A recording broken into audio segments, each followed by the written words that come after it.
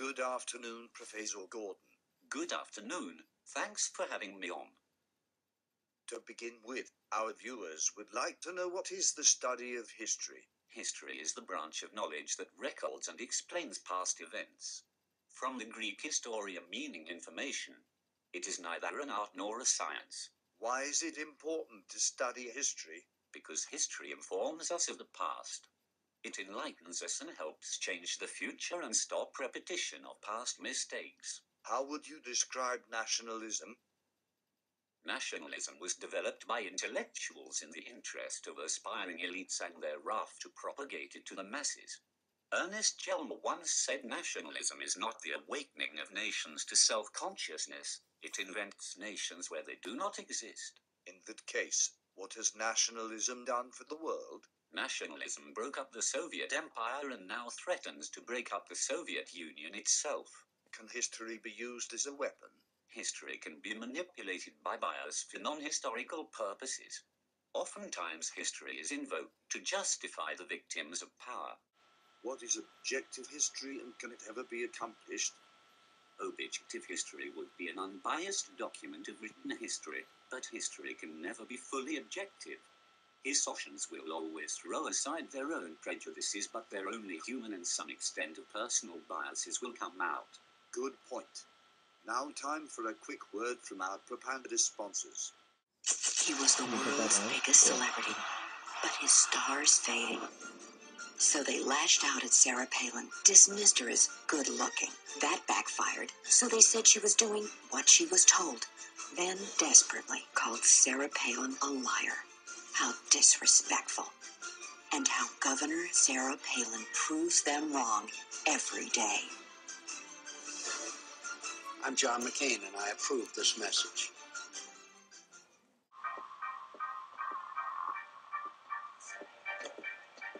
Yo, what's up?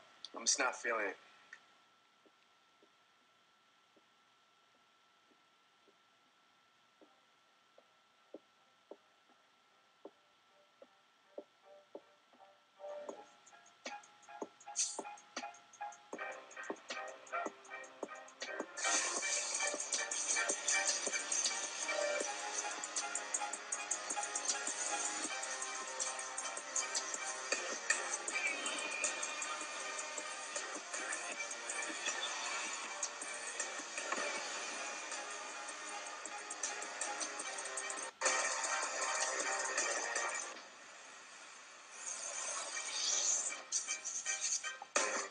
Last name ever, first name greatest, like a sprained ankle.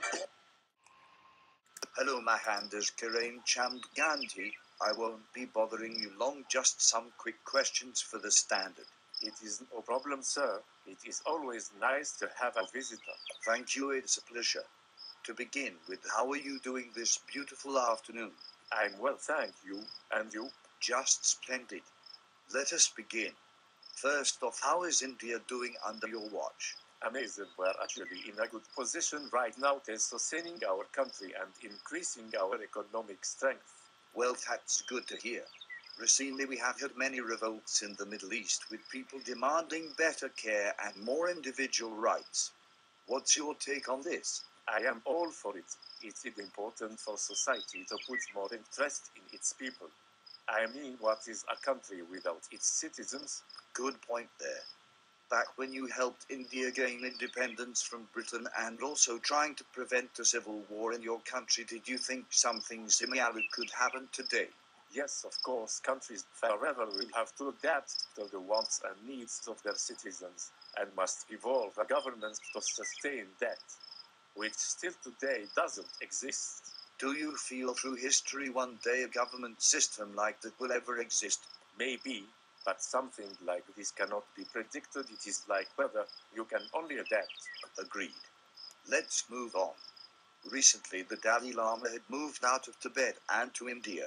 What are your opinions on how the Chinese are going at Tibet? I am absolutely disgusted. It is a free country, and what the Chinese are doing is inhumane. Have you ever met the Dalai Lama? No, I have not. But that was something I wish to do in the near future. People say he is very similar to you in his hold on religion and drive to free Tibet. Would you say the same? Yes, indeed, but personally, I never feel it is right to compare people. Well then, that would be it. Thank you for sharing your thought, and a good day to you. Thank you very much, Snow. That looks innocent enough, doesn't it? Lots of young people hitchhike. Seems like a good way to get from one place to another. But sometimes there are dangers involved that never meet the eye. So no matter where you meet a stranger, be careful if they are too friendly. One never knows when the homosexual is about. Let's take the case of Jimmy Barnes. Jimmy played baseball all afternoon, and he didn't feel like walking home, so he decided to thumb a ride. He'd done it 100 times before, and he didn't think anything was unusual when the driver struck up a friendly conversation. In fact, he seemed like a real nice guy. What Jimmy didn't know was that Ralph was sick, a sickness that was not visible like smallpox, but no less dangerous and contagious, a sickness of the mind. You see, Ralph was a homosexual, a person who demands an intimate relationship with members of their own sex. So no matter where you meet a stranger, be careful if they are too friendly, if they try to win your confidence too quickly, and if they become overly personal. One never knows when the homosexual is about. He may appear normal.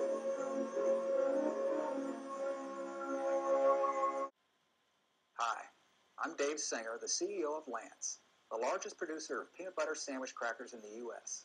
Lance peanut butter crackers are not part of the recent recall of peanut butter products. All Lance peanut butter sandwich crackers are safe. With all the recent news about peanut butter, it's easy to understand how unnerving and confusing it is to know what products are okay to eat. At Lance, we make 100% of the peanut butter we use in our crackers. No peanut butter or no peanut butter paste from the supplier at the center of this investigation is in any product carrying the Lance brand. As a precaution, at the time of the initial recall, the Food Safety Division of the North Carolina Department of Agriculture visited Lance's Charlotte, North Carolina bakery on January 14th.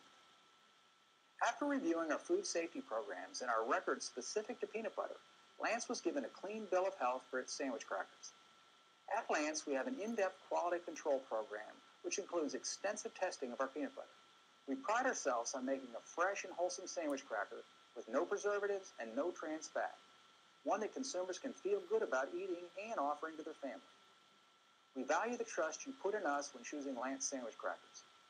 I encourage you to forward this video to friends and family who may also have questions about this situation. Please continue to safely enjoy all varieties of Lance sandwich crackers. For more information about the safety of our peanut butter products, visit our website, and for more information about the peanut butter recall, visit the FDA website.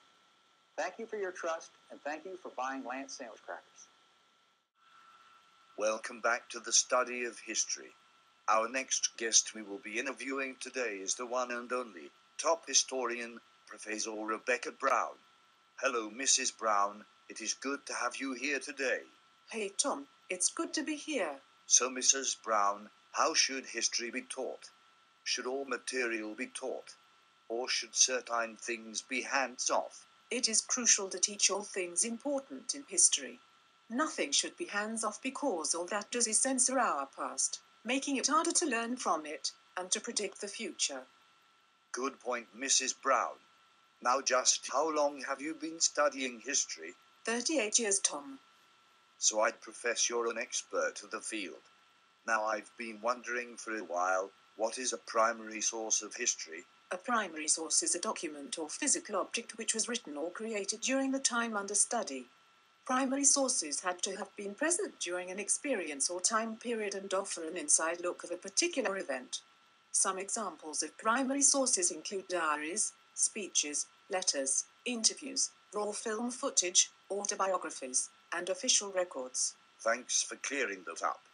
Now what about the secondary source of history? A secondary source of history interprets and analyzes a primary source. These sources have one or more steps removed from the event.